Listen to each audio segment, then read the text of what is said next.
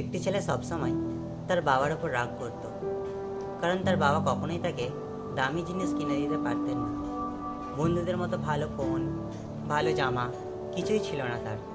তাই ছেলেটা প্রায়ই ভাবতো তার বাবা তাকে যথেষ্ট ভালোবাসেন না। একদিন হঠাৎ তার বাবা গুরুতর অসুস্থ হয়ে পড়েন। কয়েক মাস পর তিনি মারা যান। বাবার জিনিসপত্র গুছাতে গিয়ে ছেলেটি একটি পুরনো খাম খুঁজে পায়। খামের ভেতর কি ছিল? একটা চিঠি আর কিছু টাকা। চিঠিতে লেখা ছিল, বাবা, আমি জানি আমি তোমাকে সব কিছু দিতে পারি না, কিন্তু বিশ্বাস করো, আমার সামর্থ্য থাকলে পৃথিবীর সব সুখ তোমার পায়ে এনে দিতাম। চিঠিটা পড়ে ছেলেটা ভেঙে পড়ে, কারণ সে বুঝতে পারে ভালোবাসার অভাব ছিল না, অভাব ছিল শুধু টাকা। সব বাবা ভালোবাসা প্রকাশ করতে পারে, কিন্তু তার মানে এই নয় যে তারা ভালোবাসে।